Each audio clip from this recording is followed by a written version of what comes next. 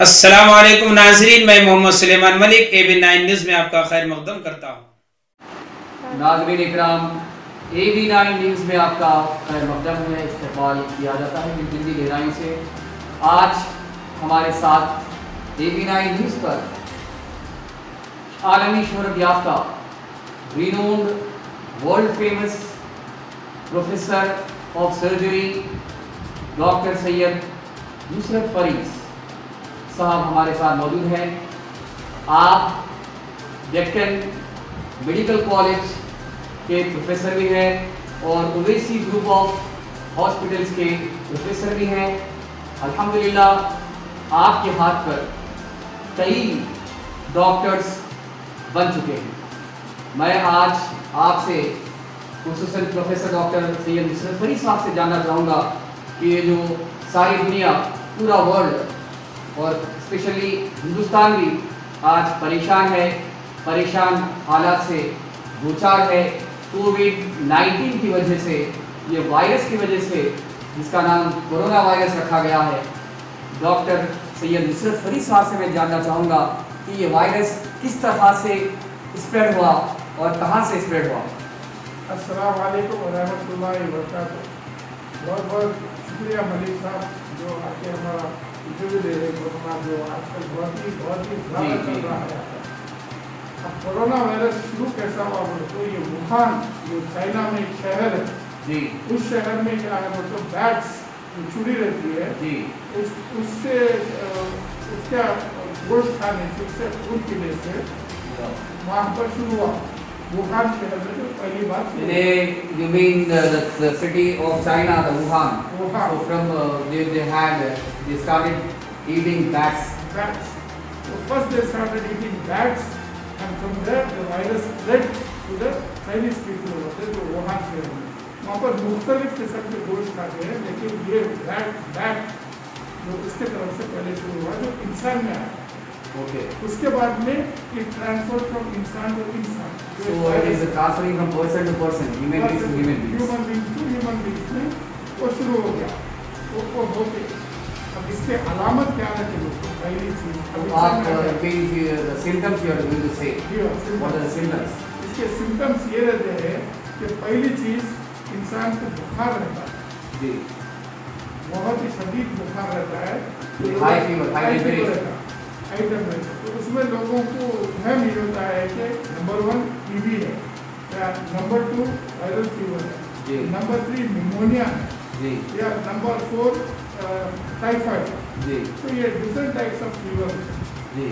तो उसमें ये मालूम हो रहा है कि ये फीवर की वजह से पहली चीज़ बुखार आता है, उसके बाद में खांसी होती है जी, इंसान को खांसी होती है और तीसरी चीज़ सांस फूलते रहती है जी। तो इसका पहला सिम्टम ये 3 चीज़ें रहती हैं। अगर आपको या कोई मरीज को बुखार है या खांसी है या सांस में तकलीफ है तो फौरन आप जाइए डॉक्टर के पास रुजू हो जाइए और उसके टेस्ट शुरू हो जाए। So it is compulsory to take the investigation reports or the test. Yes. It is not going to be with the medicines, antibiotics. No. First of all, you should know what is the cause of the fever. Whether it is due to bacterial, or due to viral, or it is due to salmonella typhi, tuberculosis। कई वजह से मुख्तलिफ बुखार है। तो हो सकता है ये बुखार कोरोना वायरस से जो अब निकला हुआ है, जो ट्रांसफर हो रहा है। तो इम्पोर्टेंट चीज़ इसमें जब बुखार हो गया है तो उसमें हिस्ट्री लेना चाहिए कि इन लोग का ट्रैवल करेंगे। जैसा कि थोड़े लोग क्या कर रहे हैं बोले तो चाइना से आ रहे हैं या भूटान से आ रहे हैं या नेपाल से आ रहे हैं या तीसरी चीज़ क्या अमेरिका से आ रहे हैं, दुबई से आ रहे हैं, सऊदी से आ रहे हैं। तो इसलिए ट्रैवल हिस्ट्री बहुत ही इम्पोर्टेंट है ये कोरोना वायरस के लिए। तो आपका बोलना ये है कि इंडिया में जो ट्रैवलर्स यहाँ पे इंडिया में आए हैं डिफरेंट कंट्रीज से, जैसे अमेरिका हो या जो है ना आपने जैसा कहा इंडोनेशिया है या चाइना है, वहाँ पे जो ट्रैवल करके लोग यहाँ पे आए हैं उनकी वजह से ये ट्रांसमिट हुआ, उनकी वजह से ये वायरस क्या हुआ ट्रांसफर हो गया। ट्रांसफर होती अच्छा ये ट्रांसफर होने के क्या वजह है तो पहली चीज़ अगर कोई चीज़ उन लोग का खांस के अगर एक टेबल के ऊपर गिर गया तो टेबल के ऊपर रहता है उसका वायरस, वो जाके अपन ऐसा पकड़े तो इसलिए पहली चीज़ ये है कि अगर खांसी है तो हाथ ऐसा रखे खांसी है जी। नंबर 1। दूसरी चीज मतलब अगर टेबल पे लगा हुआ है तो हमको चाहिए कि सैनिटाइजर के साथ पहले रखा हो, सैनिटाइजर हमेशा सैनिटाइजर का, हमेशा सैनिटाइजर लेना और सैनिटाइजर से हाथ पोंछ लेना, धो लेना, तो इससे क्या होता है कि वायरस मर जाता है। तो दूसरी चीज है मतलब हम जब अगर कहीं दूसरों के पास गए तो किसी के पास की कोई चीज को हमको नहीं छीना चाहिए, नहीं छीना चाहिए, टेबल पर भी हाथ नहीं रखना पहले चाहिए और सैनिटाइजर से धो लीजिए और मास्क पहनते रहिए। बहुत as the government continuously they are intimating, they are motivating the public to wear a mask and as well as to maintain social distance. That is very तीसरा चीज है सोशल डिस्टेंसिंग। आप जो बता फरमाए 1-1 फीट की दूर से रहना चाहिए, क्योंकि क्या होता है बोले तो ये अगर 1 फीट से दूर अगर 5 मिनट नहीं गिर जाता है तो ट्रांसफर नहीं होता। तो 1 फीट की दूरी बहुत ही जरूरी है इंसान को हर जगह पे, चाहे आप मॉल में रहो, चाहे आप हॉस्पिटल में रहो, चाहे दुकान में रहो, चाहे वो इम्पोर्टेंट है। So what are the precautionary reasons for this? Precautions ये Protect ourselves. पहली चीज अगर आप जाके सौदा खरीद रहे हैं तो थैली में हो सकता है, मेवे में हो सकता है, तो मेवे को आप साफ करके रखिए, आके घर में पानी में डाल के धो के रखिए। जी पानी से धोना चाहिए क्लीन या गर्म पानी से धो के रख लीजिए ताकि वो वायरस मर जाए। क्योंकि ऐसा वायरस है जब कभी जाता है तो एक हफ्ता 14 दिन के बाद में मालूम होता है कि इनके सिम्टम्स। अब ऐसा हो रहा है कि डिस्टेंसिंग इसलिए कर रहे हैं कि ऑलरेडी हर्ड इम्यूनिटी पैदा कर रही है। इम्यूनिटी पैदा होगी क्या करता है, अब क्योंकि मुख्तलिफ वायरसेस है जो इलाज हो रहा है, अब इसमें इम्यूनिटी फॉर्म होगी क्या होगा मालूम, वो एक जिस्म बन जाता है इंसान। तो इसलिए उसका इलाज क्या है कि इम्यूनिटी का। अब इसका अभी तक वुहान में वैक्सीन नहीं निकाला, इसकी स्टडी इंडिया में भी हो रही है, तो इससे अभी वैक्सीन नहीं निकला हुआ। इसका इलाज क्या है, बुखार है तो बुखार की गोली देके बुखार कर देंगे, खांसी है तो खांसी की गोली देके कम करिए। इम्पोर्टेंट चीज स्टीमिंग के बारे में मैंने सुना था कि स्टीमिंग लेना है। जी बहुत अच्छा सवाल करें आप। स्टीमिंग से ये होता है कि थ्रोट के अंदर जाता है, जब सांस लेते हैं तो नेक में जाकर थ्रोट में जाता है, तो जब कभी थ्रोट में रहता है तो जरासीम पूरे में होता है। स्टीम लेने से हो जाता है, इसलिए सुबह में, दोपहर में, शाम में स्टीम लिए या गर्म पानी पिए या जैतून का तेल डाल के लिए या अपन लोग शहद के साथ कलौंजी के साथ इस्तेमाल करें। तो इसका इलाज क्या होता है तो बहुत ही अच्छी तरीके से हो जाता है। उसके बाद में एंटीबायोटिक्स लेते हैं, एंटीबायोटिक्स लेने से तो जो दूसरे ऑर्गेनिजम्स हैं वो भी मर जाते हैं। और बहुत इम्पोर्टेंट चीज़ ये है कि 70 ईयर्स के अबाउ के लोगों के साथ उनमें इम्यूनिटी कम रहेगी, तो स्टेमिना कम रहता है, तो उससे क्या होगा बोले तो ये वायरस जाके जल्दी इफेक्ट होता है। ये 5 साल के बच्चों से कम है, इन लोगों को एहतियात रखिए। और बेस्ट चीज़ है सैनिटाइजर यूज़ करिए, आप सैनिटाइजर यूज़ के हाथ धोइए और ये मास्क हमेशा पहन कर रहिए जब बाहर जाते।